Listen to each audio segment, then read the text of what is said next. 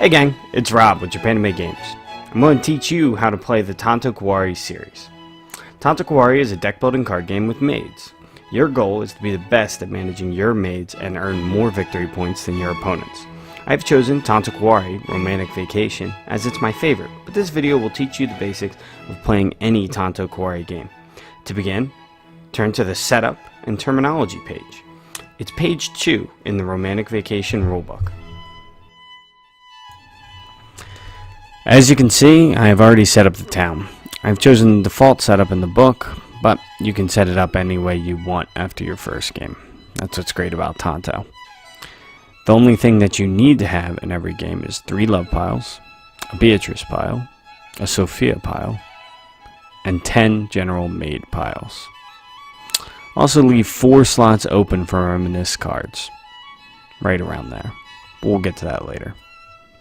Keep in mind what version you are playing as it changes setup.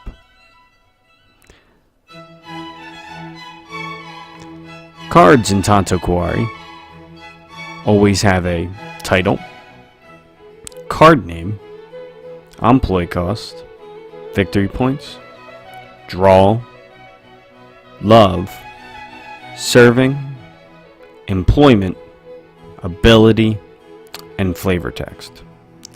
For right now, we just need to keep in mind the basics, which is namely employee cost, draw, love, serving, and employment.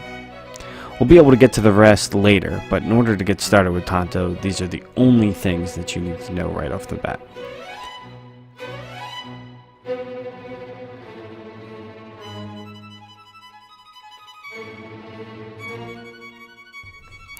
Tanto Cuore is a deck building card game. That means we build a deck of cards as we play, attempting to score more points than our opponents by buying the most efficient cards. In Romantic Vacation, you start with an opening hand of 7 love and 3 Beatrice.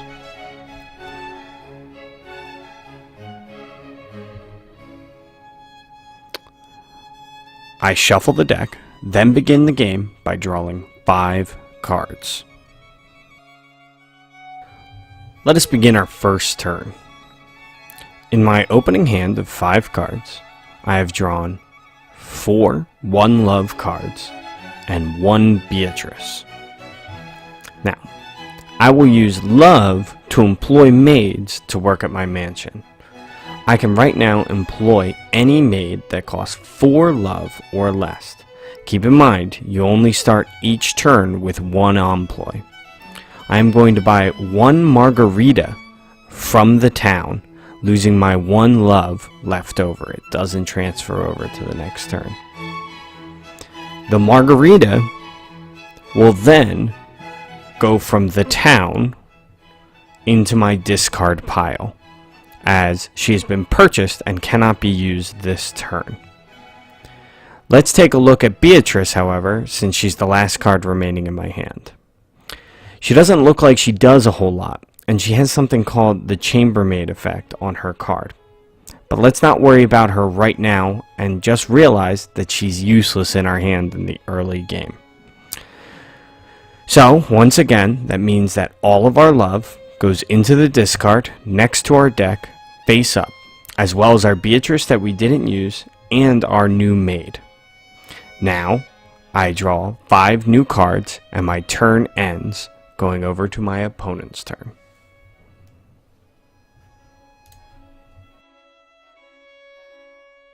Now we are going to learn how to play maids.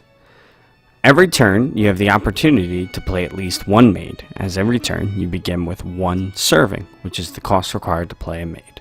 So I draw my new hand, I have 4 cards and a margarita.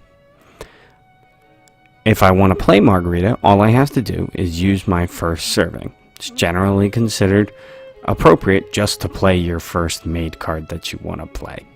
It's obvious to everyone what's going on. So, with margarita, I play her, and she will draw me a card, gain me 1 serving, which is great because it recoups my lost serving, and gives me 1 love.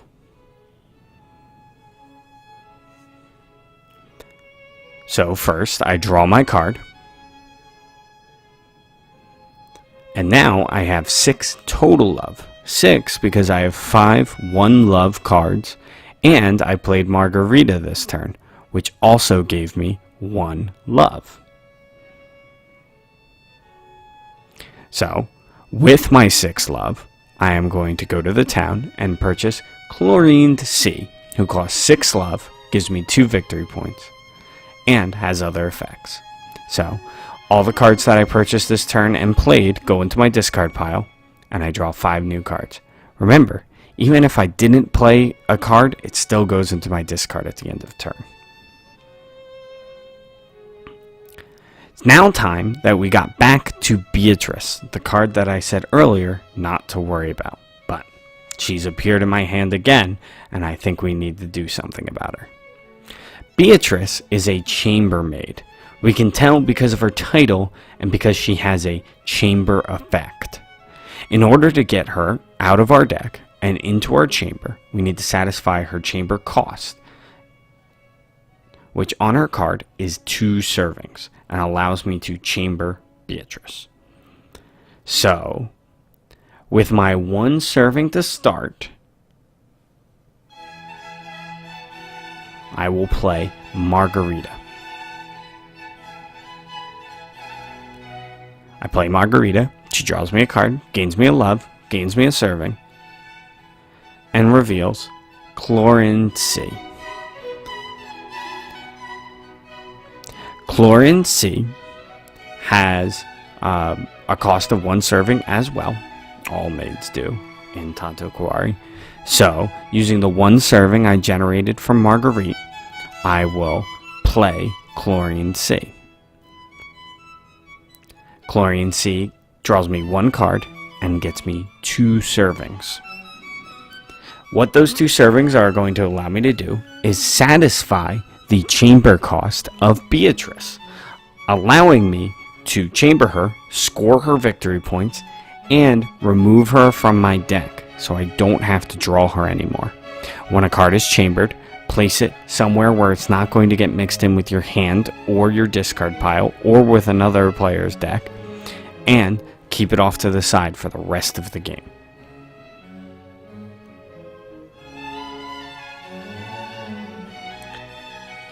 On another turn, I think it's now time to explain what happens when you run out of your deck. So, in my turn, let's say, I have a card or a card effect that draws me a card. Or, I end my turn, go to draw my 5 cards, and there's nothing left. What'll happen is, for this example, I am drawing a card during my turn, is I will take all cards that are in my discard pile, shuffle them up, and then draw from there. I don't lose my draw, and I don't get to draw any cards that were played this turn, as they have not gone into my discard. So, I now get to shuffle up my deck and draw. It's also a good habit to get into that when you're playing, you might want to shuffle when you know there's no way you can affect it, and you have the time to anyway. Because this is a multiplayer game and you don't want to keep your friends waiting.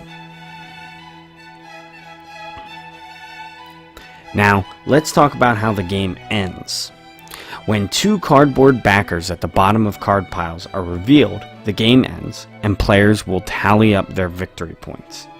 If you want, you can make games shorter by reducing the amount of made cards in each pile. In our game, for example, we have Beatrice and our Chlorined C, each generating us 2 victory points. You're going to have a lot more in your game. Reminisce cards are the core mechanic in Tanto Cuore Romantic Vacation. Reminisce cards have a name, victory points, category, requirement, and card effect. Set up your Reminisce cards like I have, randomly flipping 3 face up. To acquire a Reminisce card, you must discard a combination of cards from your hand specific to the requirement cost. Then place the Reminisce card in your chamber and resolve its effect. These cards do not go into your discard pile, and they're a one-time use power that often give you victory points as well. In closing, we covered setup, employing maids, playing maids, chambering maids, shuffling your deck, how the game ends, and reminisce. Keep in mind that each edition of Tanto Cuore has a core mechanic specific to that set. I hope this video was helpful to you, and if you have any further questions, feel free to reach out to me at sales@japanimegames.com or by sending a message to our Facebook. What was your highest score in Tanto Cuore? And who is your favorite maid? Leave a comment below and let us know. Have a great day, guys.